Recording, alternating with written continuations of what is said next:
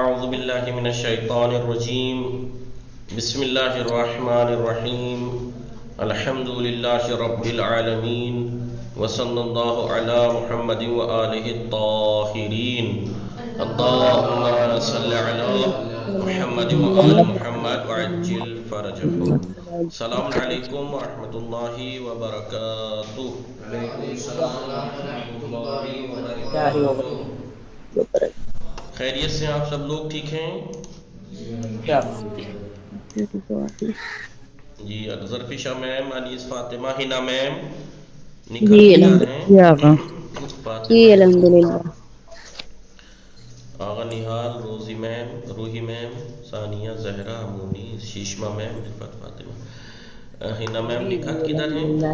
ہماری دیکھیے دعائیں. کتاب جو ہے وہ آداب اسلامی جو پہلا جلد تھی، جو پہلی جلد تھی وہ تمام ہو چکی تھی. اب یہ آداب اسلامی کی دوسری جلد آج سے انشاءاللہ شروع کرتے ہیں. اور وہ آداب اسلامی ہم نے پڑھی، سوالات پہ نشان بھی لگائے. یہ اس کا دوسرا حصہ ہے، اس میں موضوعات الگ الگ ہیں. ٹھیک ہے، انشاءاللہ بہت اہم اور ضروری مطالب ہیں اس میں. اس کو آپ سب لوگ اچھے سے دیکھیں گے، پڑھیں گے، سنیں گے اور سیکھیں گے اور اپنی پریکٹیکلی زندگی میں لانے کی کوشش کریں گے انشاءاللہ. آداب انشاءاللہ. اسلامی یہ دوسری جلد. جی فہرست میں آپ دیکھیے، مثلا پہلا سبق علم اور عالم کی فضیلت کے بارے میں ہے. دوسرا سبق پھر سے علم اور عالم کی فضیلت کے بارے میں ہی ہے. تیسرا سبق استاد اور شاگرد کے جو فرائض ہیں، ذمہ داریاں ہیں اور آداب ہیں کیا ہیں اس کے بارے میں ہے. جی پانچواں سبق، یہ تین سبق اسی سے ریلیٹڈ ہیں. چھٹا سبق استاد کے فرائض ہیں، ساتویں میں بھی آٹھویں میں بھی. نویں سبق میں طلاب کے اسٹوڈنٹس کی ذمہ داریاں اور فریضے ہیں. 10ویں سبق میں بھی وہی ہے اور 11ویں سبق میں شادی کے بارے میں ہے. جی اور 12ویں سبق میں شوہر اور زوجہ کے حقوق ہیں. جی 13ویں سبق میں محنت و مشقت کے بارے میں ہے. 14واں سبق تجارت اور کام کرنے کے سلسلے میں ہے. 15واں سبق صاف صفائی کے بارے میں ہے. 16واں بھی. جی 17واں سبق بھی. اور 18واں سبق بیت الخلاء کے آداب ہیں. 19واں سبق کھانے پینے کے آداب ہیں. 20ویں سبق میں بھی. 21واں سبق میں عبادت کے بارے میں ہے. 22واں سبق نماز کے بارے میں ہے. 23واں سبق بھی آداب نماز کے بارے میں ہے. 24واں سبق روزے کی بارے میں اور 25واں سبق قرآن کی فضیلتوں کے بارے میں. 26واں سبق تلاوت کے احکام اور آداب. اور 29ویں سبق میں سفر کے بارے میں.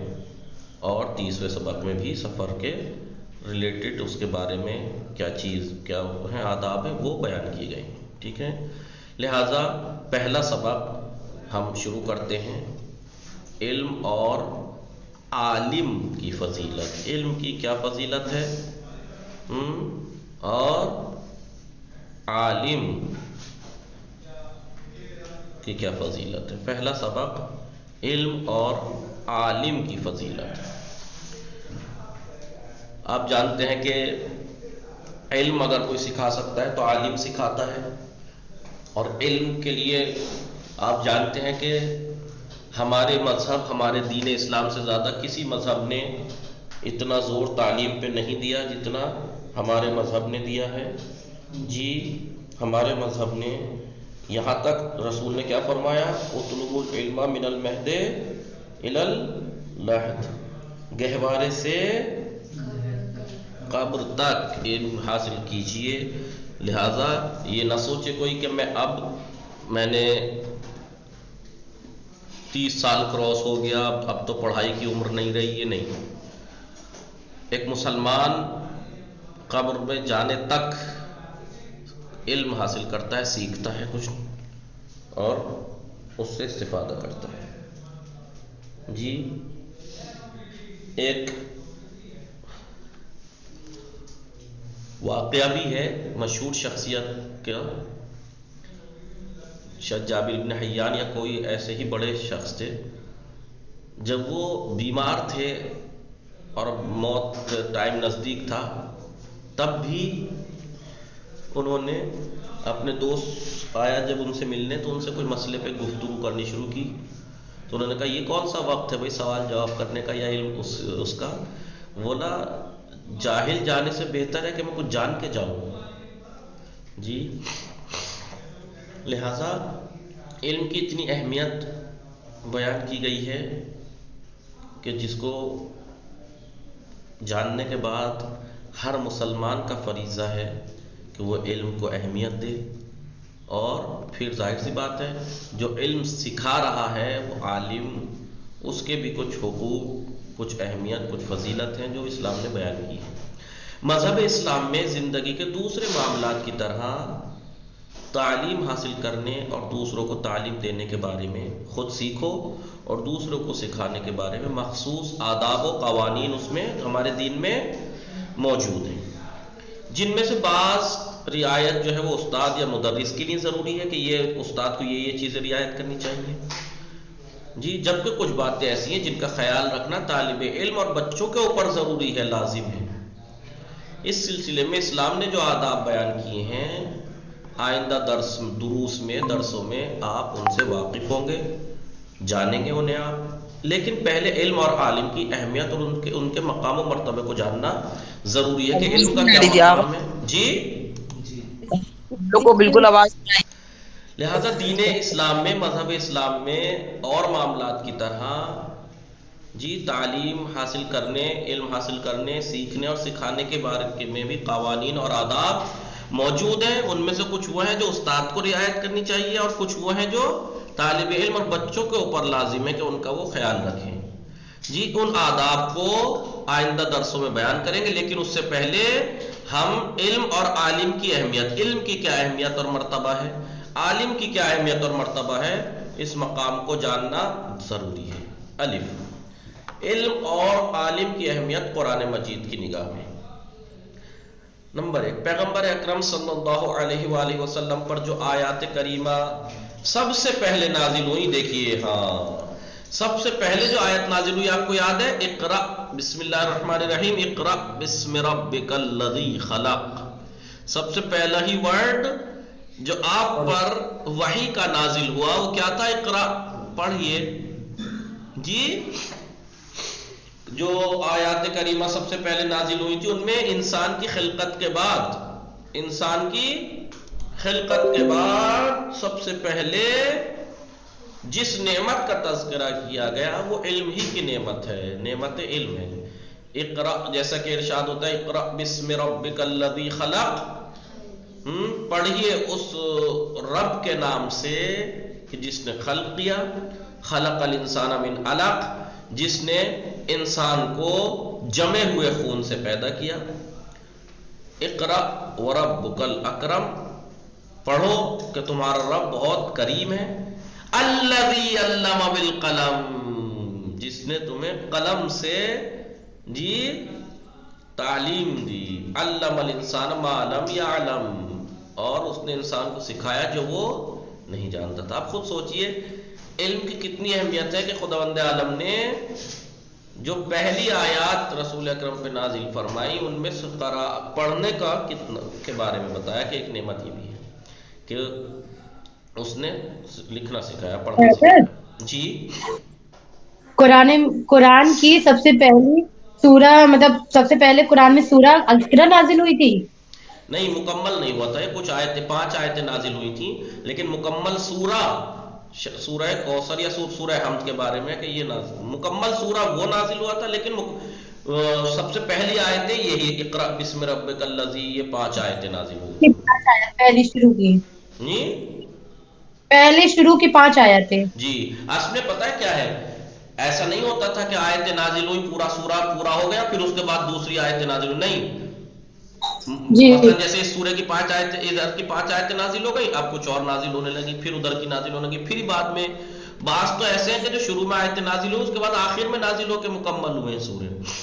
جی تو آگے یہ نازل کیسے ہوتی تھی؟ جناب جبرائیل لے کے آتے تھے، وہی فرماتے تھے آپ کے سینے پر، آپ کو بتاتے تھے اقرأ بسم ربک الذی خلق، ایسے نازل ہوتی تھی. جناب جبرائیل وحی لے کے آتے تھے اور آپ کو پڑھ کے پڑھتے تھے آپ پر، ٹھیک ہے، پھر وہ آپ کیا کرتے تھے، آپ جو ہے وہ پھر اپنے اصحاب کے پاس آتے تھے، آپ پڑھتے تھے، پھر وہ لوگ لکھتے تھے اور حفظ کرتے تھے، کیونکہ ان لوگوں کے حافظے مضبوط تھے اس زمانے میں، کیونکہ پڑھائی لکھائی کا وہ تو معاملہ اتنا تھا نہیں، کچھ ہی لوگ پڑھے لکھے تھے جی، جی لیکن جی حافظے مضبوط تھے ان لوگوں کے۔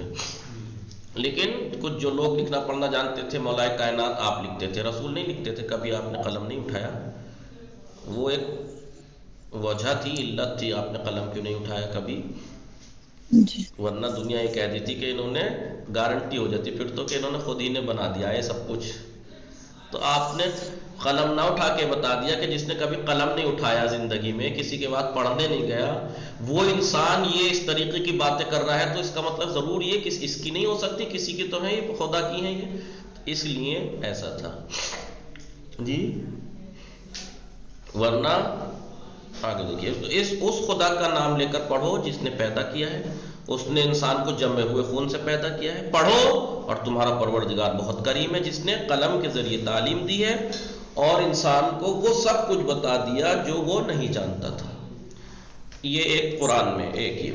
دوسرا، جاہلوں پر اہل علم کی فضیلت، جاہلوں پر فضیلت حاصل ہے اہل علم کو، عالموں کو، جیسے یہ آیت ہے قرآن مجید کی بیچ میں سے ہے، یرفع اللہ الذین آمنوا منکم والذین اوتوا العلم درجات، اللہ ان لوگوں کے جو ایمان لائے ہیں تم میں سے اور وہ لوگ کے جو جن کو علم عطا ہوا ہے ان کا بلند کرتا ہے، درجے بلند کرتا ہے، خدا صاحبان ایمان اور جن کو علم دیا گیا ان کے درجات کو بلند کرنا چاہتا ہے۔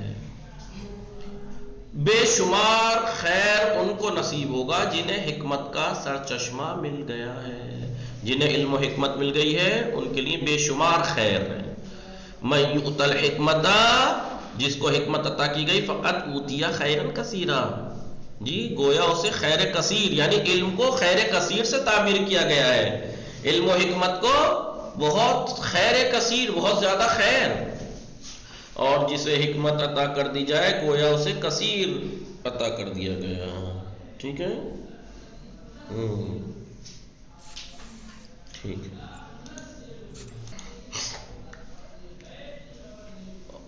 اور حکمت تک پہنچنے کا ایک راستہ کیا ہے؟ علم ہے، علم کے ذریعے سے ہی تو آدمی اتنی حکمت تک پہنچتا ہے۔ نمبر 4، قرآن مجید کے مطابق اہل علم میں 5 خصوصیات پائی جاتی ہیں، جو صاحبان علم ہیں ان میں 5 خاصیتیں ہوتی ہیں۔ سب سے پہلی ان کے اندر ایمان ہوتا ہے، توحید ہوتی ہے جی، خوف خدا سے غمگین رہنا جی، خشوع اور خشیت، یہ 5 چیزیں اہل علم کے اندر پائی جاتی ہیں۔ قرآن مجید کے مطابق اہل علم میں 5 خصوصیات پائی جاتی ہیں۔ نمبر 1، ایمان، جیسا آپ نے دیکھا، والراسخون فی العلم، جو علم میں رسوخ رکھنے والے ہیں، یقولون، وہ کہتے ہیں، آمنا بہ، ہم اس کتاب پر ایمان لائے۔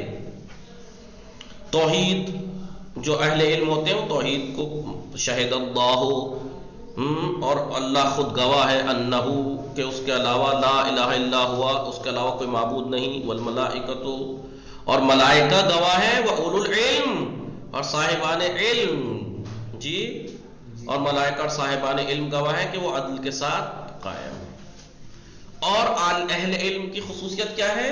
وہ لوگ خدا کے خوف سے غمگین رہتے ہیں۔ ان الذین اوتوا العلم، وہ لوگ کہ جن کو علم عطا کیا گیا ہے، من قبلہ، اذا یتلی علیہم، جب ان پر تلاوت ہوتی ہے، یخرون للاذقان سجدا یبکون ویزیدہم خشوعا، اور جن کو اس سے پہلے علم دے دیا گیا ہے ان پر تلاوت ہوتی ہے تو منہ کے بل سجدے میں گر پڑتے ہیں اور روتے ہوئے، اور قرآن ان کے خشوع میں اضافہ کر دیتا ہے، روتے ہوئے وہ سجدوں میں گر جاتے ہیں۔ خشوع جیسے اسی آیت میں آیا ہے، اسی آیت میں آیا خشوع کے ساتھ، خشوع کے ساتھ جی، اور خشیت، خشیت یعنی خوف خدا۔ انما یخشی اللہ من عبادہ العلماء، اللہ سے ڈرنے والے بندوں میں فقط اہل علم ہے جو اللہ سے ڈرتے ہیں جی، اللہ سے ڈرنے والے اس کے بندوں میں صرف صاحبان معرفت ہیں، اللہ سے ڈرنے والے صرف صاحبان معرفت ہی اللہ سے ڈرتے ہیں، انما یخشی اللہ من عبادہ العلماء، اللہ سے علماء ہی ڈرتے ہیں. ٹھیک ہے، یہ قرآن مجید کی آیات میں تھا. احادیث پیغمبر اکرم میں علم اور عالم کا مرتبہ کیا ہے؟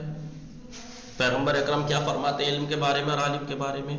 من یرید اللہ بہ خیران، خدا جس کو اپنی بھلائی دینا چاہتا ہے، خدا جس کو بھلائی دینا چاہتا ہے، یفقہہ فی الدین، اس کو دین کا ادراک کر دیتا ہے، یعنی اسے دین فقیہ بنا دیتا ہے، یعنی دین سیکھنے والا، دین سیکھنے والا بنا دیتا ہے. یا علماء امتی، میری امت کے علماء کا انبیاء بنی اسرائیل، بنی اسرائیل کے انبیاء کی طرح ہیں. اب بتائیے بنی اسرائیل کے انبیاء کوئی ایک دو نبی آئے تھے بنی اسرائیل میں؟ جنہیں کتنے نبی آئے تھے، اور کوئی چھوٹے موٹے نہیں. جناب موسیٰ جیسے نبی بھی تھے جناب اس میں بنی اسرائیل میں. جناب یعقوب، جناب یوسف، یہ سب کہاں تھے؟ بنی اسرائیل میں ہی تو آئے تھے. تو اب بتائیے کتنے بڑے بڑے انبیاء، اور کہاں علماء امتی، میری امت کے علماء بنی اسرائیل کے انبیاء کی طرح ہیں. یا العلماء ورثۃ الانبیاء، اہل علم انبیاء کے نبیوں کے وارث ہیں. یا یستغفروا للعالم ما فی السماوات والارض، عالم کے لیے ہر وہ چیز جو زمین و آسمان کے درمیان ہے. اب بتائیے زمین و آسمان کے درمیان کیا کچھ نہیں ہے؟ آپ خالی انسان سمجھ رہے ہیں، جانور سمجھ رہے ہیں دنیا میں؟ ایک سمندر کے اندر جائیے، خود ایک دنیا ہے، وہاں ہے زمین و آسمان کے اندر یہ چیز. تو زمین و آسمان کے اندر جتنی بھی مخلوق ہے وہ عالم کے لیے استغفار کرتی ہے. سب کی ذمہ داری ہے عالم کے لیے استغفار کرنا. زمین و آسمان کی ہر مخلوق عالم کے لیے استغفار کرتی ہے. یا اقرب الناس من درجۃ النبوہ اہل العلم، اللہ اکبر والجہاد. انبیاء سے نبوت کے درجے میں سب سے قریب لوگ کون ہیں؟ نبوت کے درجے سے سب سے زیادہ قریب کون ہے؟ صاحبان علم اور صاحبان جہاد. اما اہل العلم، اہل علم، فدلوا الناس علی ما جاءت بہ الرسل. جی اہل علم اور مجاہدین درجہ نبوت سے بالکل نزدیک کون ہے؟ عالم اور مجاہدین. جی اما لیکن لوگ ٹھیک ہے، لیکن عالم کیوں نزدیک ہے؟ انبیاء کے درجے سے نزدیک عالم کیوں ہے؟ فَدَلُّ النَّاسَ عَلَى مَا جَاءَتْ بِهِ الرُّسُلُ، اس لیے کہ وہ پیغمبروں کی جو پیش احکام لے کے آئے تھے، دین لے کے آئے تھے، وہ لوگوں کو ان کی طرف رہنمائی کرتے ہیں اس دین کی طرف. اور اہل جہاد کیوں نزدیک ہے انبیاء سے؟ جی وہ اما اہل الجہاد فجاہدوا باسیافہم علی ما جاءت بہ الرسل. اور مجاہدین اس لیے انبیاء لوگوں میں سب سے زیادہ نزدیک، انبیاء کے درجے سے زیادہ نزدیک کیوں ہیں وہ مجاہدین؟ کیونکہ انہوں نے اپنی تلواروں سے پیغمبر کے پیغام کو، نبیوں کے پیغمبروں کے لیے جہاد کیا، اسے بچانے کے لیے. لہذا لوگوں میں سب سے زیادہ نزدیک نبوت کے درجے سے کون ہے؟ صاحبان علم اور صاحبان جہاد، جو جہاد کرتے ہیں. ٹھیک ہے. اور یہ دیکھیے یوزن یوم القیامت مداد العلماء بدماء الشہداء. اللہ اکبر. قیامت کے دن علماء کی جو روشنائی ہے، قلم کی روشنائی، شہیدوں کے خون کے ہم وزن ہوگی. شہیدوں کا خون اور ان کے قلم کی روشنائی برابر ہوگی. اور وہ کتنی مشقت کرتے ہیں مجاہدین، جنگ کرتے ہیں، اپنا سب کچھ چھوڑ کے جاتے ہیں، قتل شہید ہو جاتے ہیں، دنیا چھوڑ دیتے ہیں. وہ اتنی زحمت، اس کے باوجود عالم کے قلم کی سیاہی ان کے خون کے برابر ہوگی قیامت کے دن. جی یا انا مثل، یہ رسول اکرم کی حدیث چل رہی ہیں سب. انا مثل العلماء، علماء کی مثال فی الارض زمین میں، کمثل النجوم فی السماء، آسمان میں ستاروں جیسی ہے. جیسے آسمان میں ستارے ایسے زمین میں علماء. یہتدی بہا، جن کے ذریعے سے لوگ ہدایت حاصل کرتے ہیں. جی ستاروں سے لوگ موسم کا پتہ لگاتے ہیں، سمندروں میں راستوں کا پتہ لگاتے ہیں، اندھیری راتوں میں یہ ٹھیک ہے. فی ظلمات البر والبحر، خشکی اور سمندر کی تاریکیوں میں ہدایت پاتے ہیں آسمان کے ستاروں سے.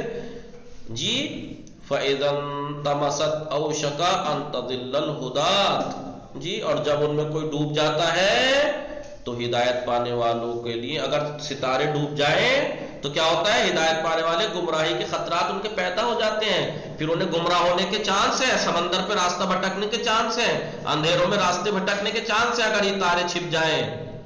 جیسے تارے ہیں آسمان میں، ایسے ہی دنیا زمین پر علماء ہیں، اگر یہ نہ ہو تو بھٹک جائے، امت بھٹک جائے۔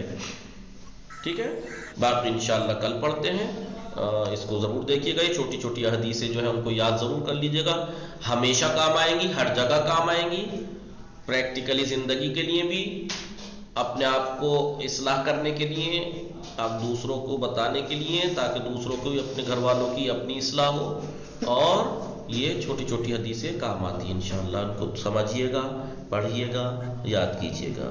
وصلی اللہ علی محمد وآلہ الطاہرین، اللہم صل علی محمد۔ اللہ